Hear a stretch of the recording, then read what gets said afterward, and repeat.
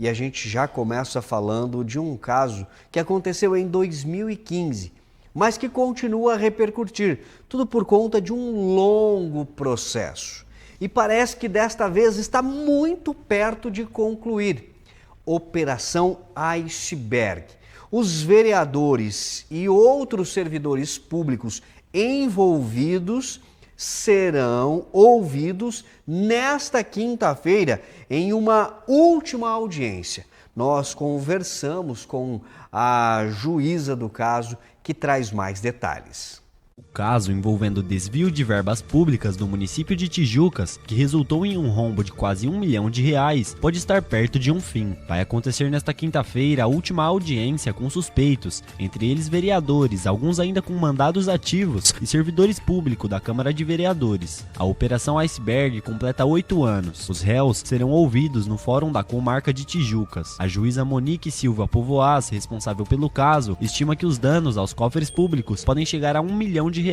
Nós estamos agora, nessa ação especificamente, vamos ter audiência na próxima quinta-feira, vai ser audiência de interrogatório dos réus. Eles vão ter oportunidade de prestar as suas declarações perante o juiz. Eles podem se manter em silêncio, o fato de se manter em silêncio também pode vir a, não exatamente causar um prejuízo, mas eles deixam de ter uma oportunidade de se defender desses atos de improbidade que estão sendo acusados. Finalizado esse interrogatório, essa audiência de interrogatório, a última do processo, vai ser aberto um prazo para alegações finais, normalmente 15 dias, talvez sendo pouco pela complexidade, mas não sei se é o caso, e depois é a sentença. Então, assim, esse primeiro processo de 3 está prestes a ser finalizado. Em 2015, 3 vereadores chegaram a ser presos. Eles eram os presidentes da Casa Legislativa na época. Segundo a juíza Monique Silva Povoaz, as sentenças não acarretarão na prisão dos suspeitos, mas pode resultar em inelegibilidade de até 14 anos, além da obrigação de ressarcir os cofres públicos o valor integral ou até o dobro pelos danos causados. A Operação Iceberg,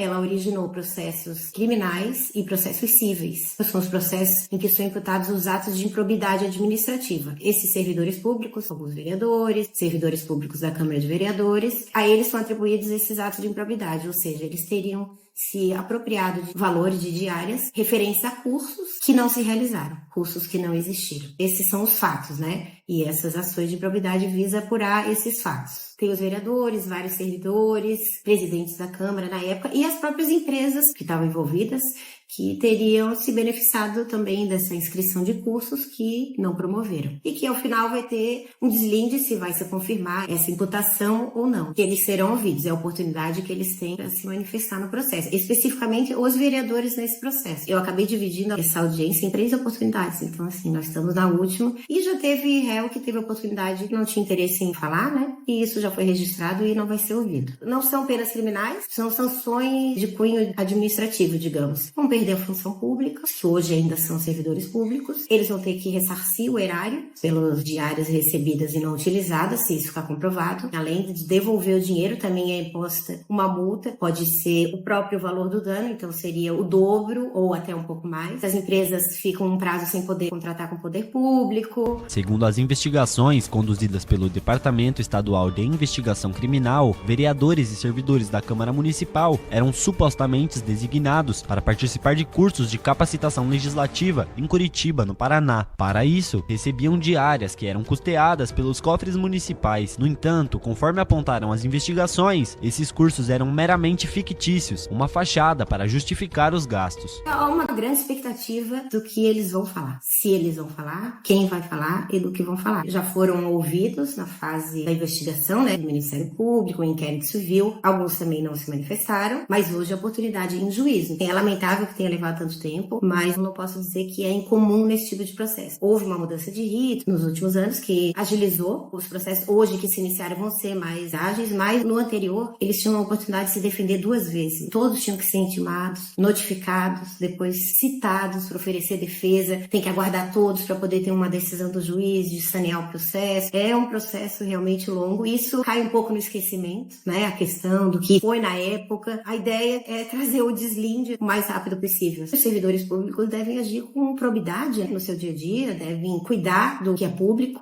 Eles têm um compromisso, claro, os terceiros que se envolvem também, estão oferecendo curso para servidores públicos, esse curso tem que existir, eles têm que ter um conteúdo adequado, pertinente com o que os servidores públicos atuam, e os servidores públicos têm que agir com essa probidade, saber que o dinheiro público não está aí para ser distribuído, tem que ter uma finalidade objetiva, né? Receberem os diários para frequentar cursos que vão agregar um conhecimento na função que eles exercem. Tanto o Ministério Público, que é o autor da ação, quanto os advogados, eles vão ganhar um prazo para oferecer suas últimas alegações. E depois o processo veio para a sentença. Esse prazo é de 15 dias, o prazo normal. Posso dizer assim que até vamos colocar aí até a metade do ano. Antes disso mesmo, deve sair a sentença desse primeiro processo. Doutora Monique Silva Povas, que vai fazer então esse interrogatório, esta audiência, vai conduzir a audiência nesta quinta-feira. Na quinta ainda a gente traz mais informações, ou na sexta a gente traz os detalhes no Jornal Vivo, ao vivo.